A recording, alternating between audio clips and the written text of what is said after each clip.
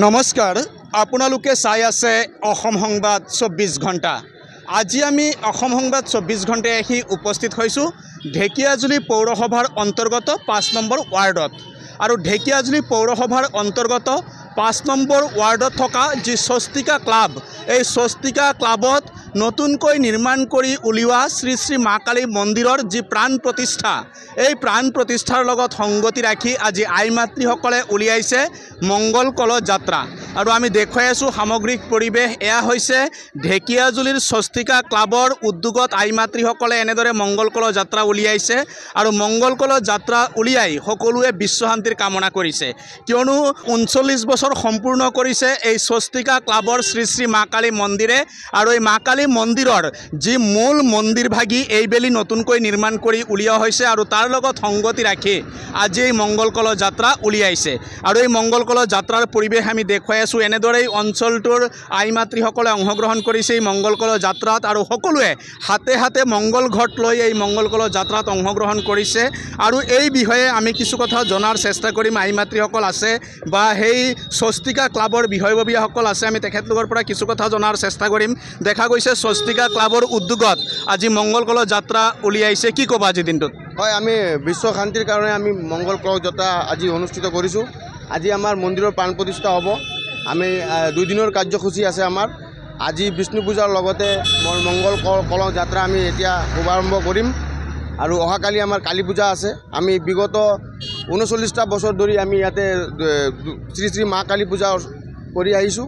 আৰু আমি এইবেলি আমি আমাৰ মন্দিৰখন পুনৰ নিৰ্মাণ কৰি শেষ হৈছে কাম। এতিয়া আমি কল যাত্ৰাটো আৰম্ভ কৰিম। এই আৰু লগতে আমি এটা অনুৰোধ যে জুবিনদাৰ ন্যায়ৰ কাৰণে আমি এই ইয়াৰ পৰা এটা আমি বাৰ্তা এটা প্ৰেৰণ কৰিছোঁ যে জুবিনদাই ন্যায় পাক, এইটোৱে ক'ব লগা আছিলে। হয়, ইতিমধ্যে শুনিলে মংগল কল যাত্ৰা উলিয়াইছে শ্ৰী শ্ৰী মা কালী মন্দিৰৰ প্ৰাণ প্ৰতিষ্ঠাৰ লগত সংগতি ৰাখি। আৰু এই মংগল কল যাত্ৰাৰ পৰাই তেখেতলোকে প্ৰয়াত প্ৰাণৰ কণ্ঠশিল্পী জুবিন গাৰ্গে ন্যায় পাওক, জুবিন গাৰ্গৰ পৰিয়ালে ন্যায় পাওক, তাৰে কামনা কৰিছে। আৰু এক সুন্দৰ পৰিৱেশ, নান্দনিক পৰিৱেশ ইয়াত বিৰাজ কৰিছে। আৰু বিষয়ববীয়াসকল আছে, আমি চমুকৈ কিছু কথা জনাৰ চেষ্টা কৰিম। কি ক'ব? দেখা গৈছে আজি মংগল কল যাত্ৰা উলিয়াইছে, কি ক'ব আজি দিনটোত অনুভৱ কেনেকুৱা? অনেক ভাল লাগিছে। আমি মংগল কল যাত্ৰাটো ওলাব পাৰিছোঁ। এই আমাৰ সকলোৱে যাতে শান্তি বজাই ৰাখি আমি কৰিব পাৰোঁ। আৰু জুবিনদাৰ কাৰণে আমাৰ অনুৰোধ, ন্যায় পাব লাগে আমাৰ জুবিনদাই, সেইটোৱে আমি বিচাৰোঁ। হয়, ইতিমধ্যে শুনিলে প্ৰতিগৰাকী সদস্যৰ এটাই কথা, প্ৰয়াত প্ৰাণৰ কণ্ঠশিল্পী জুবিন গাৰ্গে ন্যায় পাওক। আৰু এই মংগল কল যাত্ৰাৰ পৰাই তেখেতলোকে আহ্বান জনাইছে চৰকাৰলৈ। দেখা গৈছে যে স্বস্তিকা ক্লাবৰ যি নতুনকৈ নিৰ্মাণ কৰি উলিওৱা শ্ৰী শ্ৰী মা কালী মন্দিৰৰ প্ৰাণ প্ৰতিষ্ঠা কৰা হ'ব। আৰু তাৰ লগত সংগতি ৰাখি আজি আপোনালোকে আই মাতৃসকলে মংগল কল যাত্ৰা উলিয়াইছে, কি ক'বা আজি দিনটোত? আজি বহুত ভাল লাগি আছে। আৰু মানে ভাবোঁ এনেকৈ চব বছৰি ভালকৈ উৎসাহ মই কৰোঁ। আৰু জুবিন গাৰ্গৰ জন্য চবে মানে ন্যায়টো হয় এই মা কালীৰ ওচৰত মই প্ৰাৰ্থনা কৰিছোঁ। হয়, ইতিমধ্যে শুনিলে এতিয়া যেন মাই শেষ ভৰসা হৈ পৰিছে অনুৰাগীসকলে এতিয়া মাক অনুৰোধ জনাইছে, মায়ে যাতে জুবিন গাৰ্গৰ পৰিয়ালক ন্যায় দিয়ে। সঁচাই আজি সকলোৱে জুবিন গাৰ্গৰ কাৰণে আৱেগিক হৈ আছে। আৰু এনেদৰেই আজি মংগল কল যাত্ৰাতে জুবিন গাৰ্গে ন্যায় পাওক তাৰো দাবী উত্থাপন হৈছে, কি ক'ব আজিৰ দিনটোত? আজিৰ দিনটো আমাৰ বহুত আনন্দ, বহুত ফূৰ্তি কৰি আছোঁ। মা কালী আমাৰ মন্দিৰৰ প্ৰতিষ্ঠা, মা প্ৰাণ প্ৰতিষ্ঠা হ'ব। মংগলৰ কাৰণে আমি জুবিন দাক কৈছোঁ, জুবিন দাক শান্তি পাক। আৰু উনিৰ পৰিয়ালে জুবিন দাৰ ন্যায় বিচাৰি আছোঁ, যাতে উনি ন্যায় পাক। কি ক'ব আজিৰ দিনটোত? আজি মোৰ মানে বহুত আনন্দ লাগি আছে, কাৰণ মানে প্ৰতিমাটো আমাৰ মন্দিৰত প্ৰতিষ্ঠা হ'ব। আৰু আমাৰ স্বস্তিকা ক্লাবৰ পৰা আমি এতিয়া কল যাত্ৰা ওলাইছোঁ, এইটো যাতে সফল হোক আমাৰ। আৰু ভালকৈ এনেকৈ দৰে মানে প্ৰতি বছৰ যেনে ফূৰ্তি আমোদে কৰিব পাৰোঁ। আৰু লগতে জুবিনদাৰ কাৰণে ন্যায়ৰ কাৰণে চিন্তা কৰি আছোঁ, এইটো যাতে ন্যায় পায়। কি ক'ব আজি দিনটোত অনুভৱ কেনেকুৱা?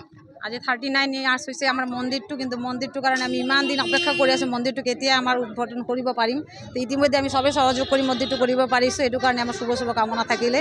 আৰু জুবিনদাৰে যাতে আমাৰ ন্যায় পায়, সেইটো কাৰণে আমি শুভেচ্ছা জনাই আছোঁ। হয়, ইতিমধ্যে শুনিলে স্বস্তিকা ক্লাবত নতুনকৈ নিৰ্মাণ কৰি উলিওৱা যি শ্ৰী শ্ৰী মা কালীৰ মন্দিৰ, এই মন্দিৰৰ প্ৰাণ প্ৰতিষ্ঠা কৰা হ'ব। আৰু মন্দিৰৰ প্ৰাণ প্ৰতিষ্ঠাৰ লগত সংগতি ৰাখি আজি উলিওৱা হৈছে এই বৃহৎ মংগল কল যাত্ৰা।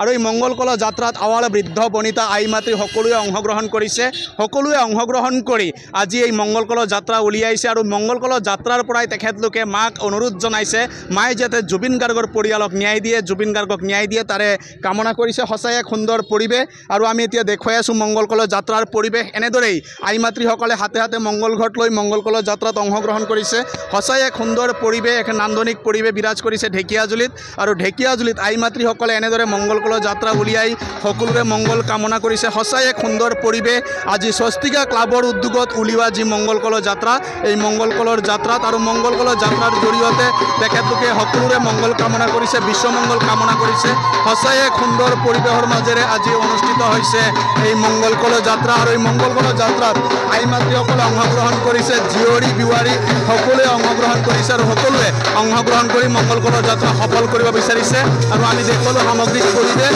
সকলোৱে অসম সংবাদ 24 ঘণ্টা চাই থোৱাৰ কাৰণে মই প্ৰশান্ত বৈশ্যই ঢেকিয়াজুলি পৌৰসভাৰ অন্তৰ্গত 5 নম্বৰ ৱাৰ্ডৰ পৰাই সকলোলৈ ধন্যবাদ জ্ঞাপন কৰিছোঁ।